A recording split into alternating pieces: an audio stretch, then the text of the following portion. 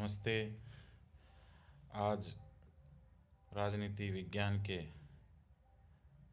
विषय से रिलेटेड भारतीय संविधान या राजनीति में राज्यपाल की भूमिका। भारत में राज्यपाल प्रत्येक राज्य का एक संवैधानिक प्रमुख होता है। राज्य स्तर पर उसकी शक्तियां और कार्य केंद्र पर भारत राष्ट्रपति के समान होते हैं। राज्यपाल संवैधानिक प्रमुख के रूप में कार्य करता है और मुख्यमंत्री तथा उनकी मंत्रिपरिषद की सलाह के आधार पर अपने सभी निर्णय लेता है। Lieutenant governor LG. भारत में एक लेफ्टिनेंट गवर्नर एलजी या प्रशासक 8 केंद्र शासित प्रदेशों में से एक का संवैधानिक प्रमुख होता है। एक लेफ्टिनेंट गवर्नर अंडमान और निकोबार द्वीप समूह, लद्दाख, जम्मू कश्मीर और कश्मीर, दिल्ली और पुडुचेरी के 5 केंद्र शासित प्रदेशों का प्रमुख होता है। यानी इन 5 केंद्र शासित प्रदेशों के लिए एलजी बनता है। प्रशासक चंडीगढ़, दादरा और नगर हवेली और दमन एंड दीव और लक्षद्वीप के 3 केंद्र शासित प्रदेशों का प्रमुख होता है। यानी राज्यपाल राज्यों का होता है, लेफ्टिनेंट गवर्नर और प्रशासक केंद्र शासित प्रदेशों का होता है। भारतीय संविधान में राज्यपाल से संबंधित प्रावधान। अनुच्छेद 152 में राज्य शब्द की परिभाषा देता है, जिसमें शुरुआत में जम्मू कश्मीर को छोड़कर अन्य राज्य शामिल थे। अब अनुच्छेद 370 हटाने के बाद उसकी भी स्थिति बदल गई है, वह भी राज्य की परिभाषा में आएगा। अनुच्छेद 153 प्रत्येक राज्य के लिए एक राज्यपाल होगा। अनुच्छेद 154 राज्य की कार्यपालिका शक्ति राज्यपाल में निहित होगी। अनुच्छेद 155 राज्यपाल की नियुक्ति राष्ट्रपति द्वारा की जाएगी। अनुच्छेद 156 राज्यपाल का कार्यकाल 5 वर्ष होगा और राष्ट्रपति के पश्चात पर्यंत होगा। अनुच्छेद 157 राज्यपाल की योग्यताएं। अनुच्छेद 158 राज्यपाल के पद की शर्तें। अनुच्छेद 159 राज्यपाल द्वारा शपथ। अनुच्छेद 161 में राज्यपाल को कुछ प्रावधानों में अक्षमादान, विलंब, विराम, छूट, निलंबन या दंडादेश में परिवर्तन करने का अधिकार देता है। यह राज्यपाल को दया और करुणा के साथ कार्य करने की अनुमति देता है।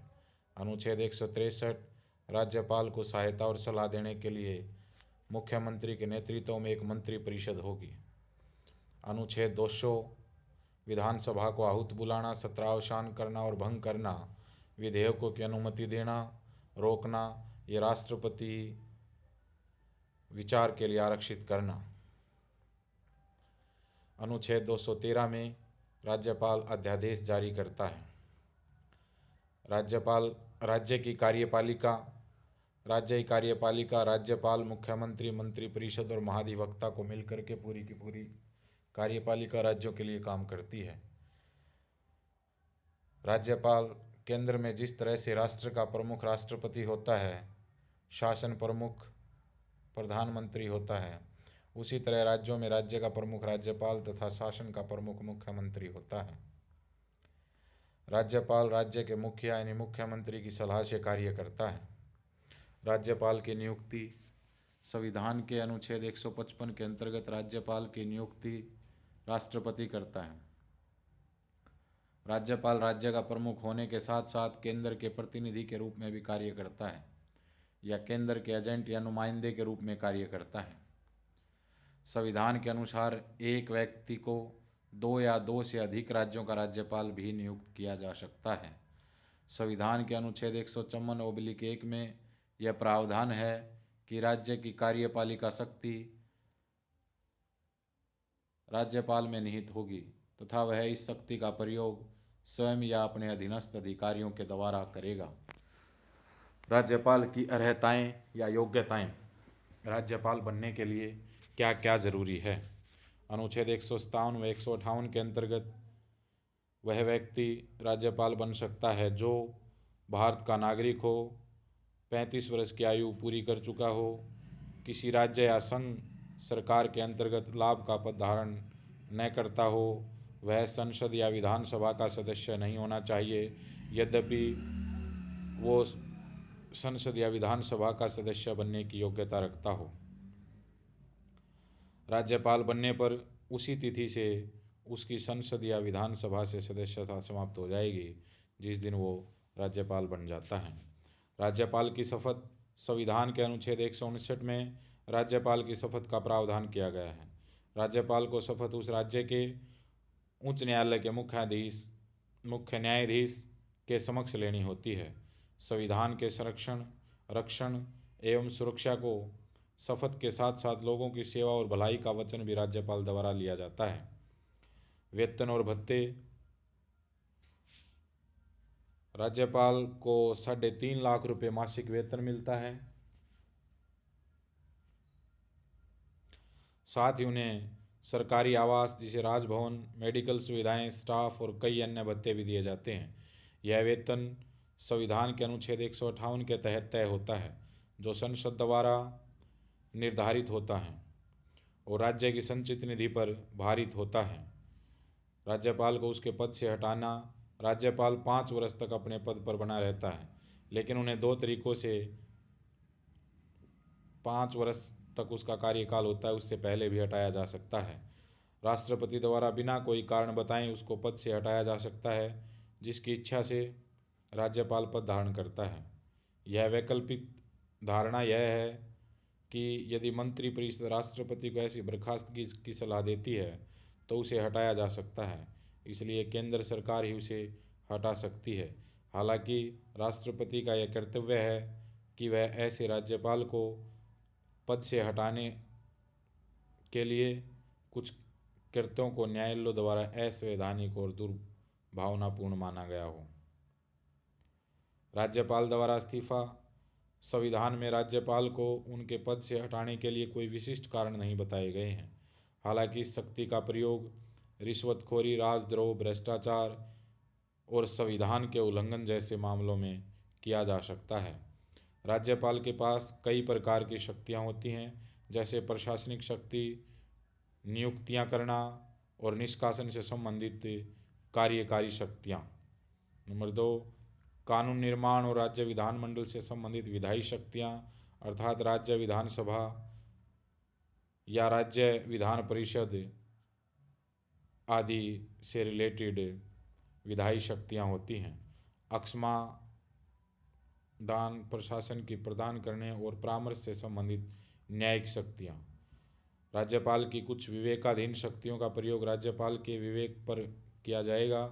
भारत के राज्यपालों के पास राज्य स्तर पर वही शक्तियां और कार्य जो केंद्रीय स्तर पर भारत के राष्ट्रपति के पास होते हैं, वही विवेकाधीन शक्तियां राज्यों में राज्यपाल के पास होती हैं। कार्यकारी शक्तियां। संविधान राज्य सरकार की सभी कार्यकारी शक्तियां राज्य को सौंपता है या राज्यपाल के नाम से ही सभी कार्य होते हैं। राज्यपाल मुख्यमंत्री की नियुक्ति करता है, जिसे राज्य विधानसभा में बहुमत का समर्थन प्राप्त होता है।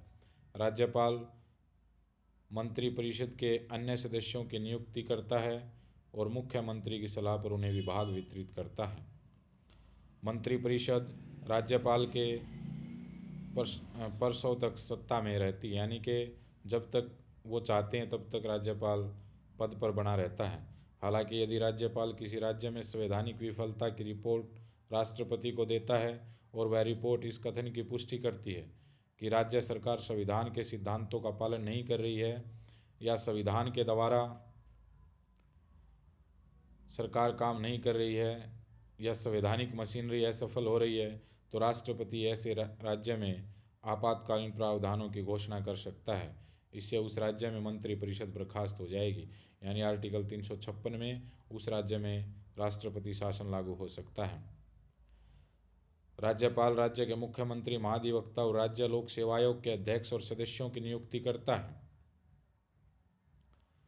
राज्य चुनाव आयुक्त की नियुक्ति भी राज्यपाल द्वारा की जाती है, हालांकि राष्ट्रपति द्वारा उसे हटा दिया जाता है। चुनाव आयोग या क्षेत्रीय आयुक्त द्वारा अनुरोध किए जाने पर राज्यपाल या राष्ट्रपति उन्हें उनके समुचित कार्य के लिए आवश्यक कर्मचारी उपलब्ध करवाएंगे। किसी राज्य में सभी कार्यकारी कार्य राज्यपाल के नाम से ही होते हैं। राज्यपाल राज्य में अपने पद के आधार पर राज्य के अधिकांश विश्वविद्यालयों के कुलपति भी होते हैं। कुलपति के पद की गरिमा और निष्पक्षता राज्यपाल को विश्वविद्यालय की स्वायत्तता की रक्षा करने और उन्हें अनुचित राजनीतिक हस्तक्षेप से बचाने के संबंध में एक अद्वितीय स्थिति में रखती है। विश्वविद्यालयों के कुलाधिपति के रूप में राज्यपाल सीनेट के अध्यक्ष के रूप में भी कार्य करते हैं। राज्यपाल के पास विश्वविद्यालयों और संबद्ध कॉलेजों के हर घटक के निरीक्षण का निर्देश देने की शक्ति है। जांच के परिणाम पर उचित कार्रवाई की आवश्यकता है। कुलाधिपति कुलपति की नियुक्तियों के लिए खोज समिति नियुक्त करता है। राज्यपाल डिग्री के वारंट की सहमति देता है और सीनेट की सिफारिशों पर डिग्री या विशिष्टता दोनों को वापस लेता है। राज्यपाल सीनेट द्वारा पारित कानूनों को मंजूरी देता है या अस्वीकृत करता है और संबंधित समितियों की सिफारिश के आधार पर विश्वविद्यालय में शिक्षकों की नियुक्ति करता है। राज्यपाल विधानसभा के अध्यक्ष या विधान परिषद के सभापति के परामर्श के बाद विधानसभा या विधान परिषद के सचिवीय स्टाफ के रूप में नियुक्त व्यक्तियों की भर्ती और सेवा की शर्तों को विनियमित करने के नियम बना सकते हैं। हालांकि राज्यपाल ऐसे लोगों की नियुक्ति कर सकते हैं यदि राज्य विधानमंडल ने उपरोक्त भर्ती को विनियमित करने के लिए कोई कानून निर्धारित नहीं किया है। राज्यपाल अपने राज्य की विधानसभा में एंग्लो इंडियन समुदाय के एक सदस्य को मनोनीत कर सकते हैं यदि उनका मानना है कि विधानसभा में उनका उचित प्रतिनिधित्व नहीं है। हालांकि ये 25 जनवरी 2020 से यह नियम केंद्र सरकार ने हटा दिया है। राज्य को राज्य विधान परिषद के कुल सदस्यों में से 1/6 सदस्यों को साहित्य, विज्ञान, कला, सहकारी आंदोलन और सामाजिक सेवा के संबंध में विशेष ज्ञान या व्यवहारिक अनुभव रखने वाले सदस्यों को नामित करके विधान परिषद में मनोनीत कर सकते हैं। राज्यपाल की वैधानिक शक्तियाँ। राज्यपाल को राज्य विधानमंडल की संबोधित करने, संदेश भेजने, सत्र बुलाने, सत्र का सत्रावसान करने, भंग करने का अधिकार है। ये शक्तियाँ औपचारिक हैं। राज्यपाल को इन शक्तियों का प्रयोग मुख्यमंत्री की अध्यक्षता वाली मंत्रिपरिषद की सलाह के अनुसार करना होता है।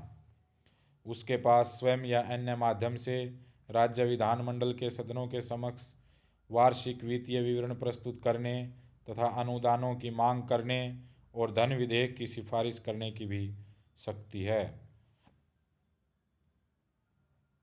राज्यपाल विधानसभा चुनावों के बाद तथा प्रत्येक वर्ष प्रथम सत्र के आरंभ में राज्य विधानमंडल को संबोधित करने तथा उद्घाटन समर्पण करते हैं। यह केंद्र सरकार में जो शक्ति राष्ट्रपति के पास है वही राज्यों में राज्यपाल के पास है। इन अवसरों पर राज्यपाल का अभिभाषण आमतौर पर राज्य सरकार की नई नीतियों की रूपरेखा प्रस्तुत करता है। राज्य विधानमंडल द्वारा पारित विधेयक राज्यपाल की स्वीकृति के बाद ही कानून बन सकता है। यदि यह धन विधेयक नहीं है तो राज्यपाल इसे पुनर्विचार के लिए राज्य विधानमंडल को लौटा सकते हैं। हालांकि यदि विधानमंडल इसे दूसरी बार राज्यपाल के पास भेजता है तो राज्यपाल अपनी स्वीकृति नहीं रोकेंगे। ऐसा किसी भी राज्य के इतिहास में कम ही हुआ है। उदाहरण के लिए तमिलनाडु ने 1950 में राज्य के गठन के बाद से पहली बार और एकमात्र बार 2022 में अपने राज्यपाल को अपना नीट छूट विधेयक भेजा था। राज्यपाल के पास राष्ट्रपति के लिए कुछ विधेयक आरक्षित करने की शक्ति भी है। जब राज्य विधानमंडल का सत्र नहीं चल रहा हो और राज्यपाल किसी कानून को आवश्यक समझते हों तो राज्यपाल अध्यादेश जारी कर सकते हैं। ये अध्यादेश राज्य विधानमंडल के अगले सत्र में उसे प्रस्तुत किए जाते हैं। ये अध्यादेश राज्य विधानमंडल के पुनः सत्रावसान की तिथि से अधिकतम 6 सप्ताह तक वैध रहते हैं जब तक कि विधानमंडल द्वारा पहले ही इसे अनुमोदित न कर दिया जाए। राज्यपाल राज्य विधानमंडल के किसी सदस्य को अयोग्य घोषित कर सकता है जब चुनाव आयोग यह सिफारिश करता है कि ऐसा सदस्य अब अनुच्छेद 191 के प्रावधानों का अनुपालन नहीं कर रहा है। राज्यपाल महाधिवक्ता को राज्य विधानमंडल के दोनों सदनों की कार्रवाई में उपस्थित रहने और किसी भी गैर कानूनी कार्रवाइयों की रिपोर्ट करने के लिए कह सकता है। न्यायिक शक्तियाँ। राज्यपाल की न्यायिक शक्तियाँ।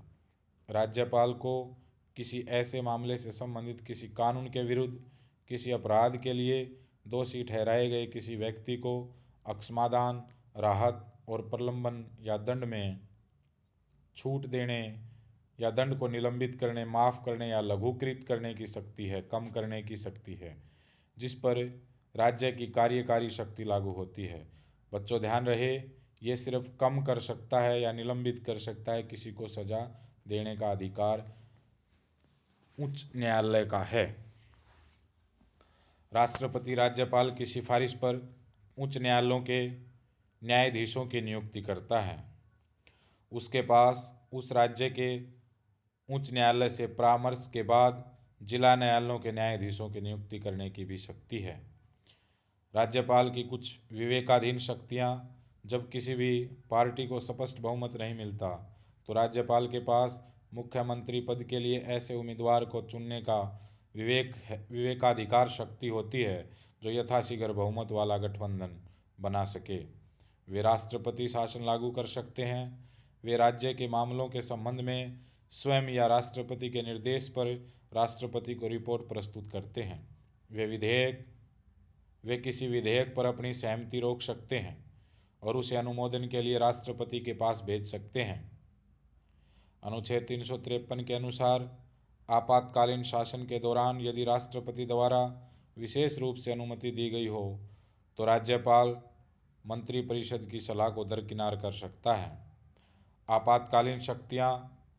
राज्यपाल के पास आपातकालीन स्थिति में बाहरी आक्रमण या सशस्त्र विद्रोह से निपटने के लिए राष्ट्रपति की तरह कोई भूमिका या शक्तियाँ नहीं है जब तक कि राष्ट्रपति द्वारा अनुच्छेद 160, 356 और 357 के तहत विशेष रूप से अनुमति न दी जाए।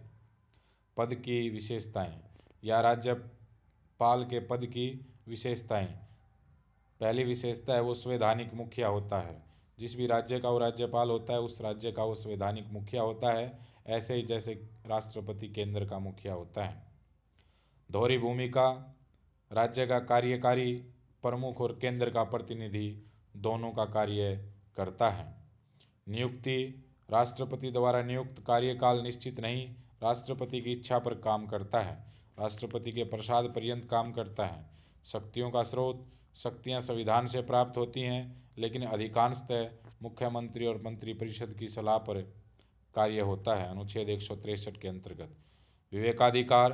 कुछ विशेष परिस्थितियों में जैसे कोई स्पष्ट बहुमत न होने पर मुख्यमंत्री चुनना या अनुच्छेद 356 के तहत सिफारिश करना उनके पास विवेकाधिकार होता है।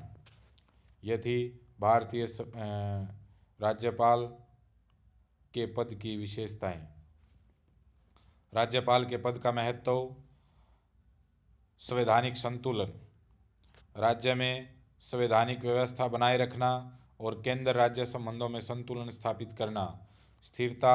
संवैधानिक संकट या राजनीतिक अस्थिरता के समय जैसे कि चुनाव में किसी दल को स्पष्ट बहुमत न मिलने पर सरकार बनाने में मदद करना और राज्य में स्थिरता लाना। प्रशासनिक निगरानी।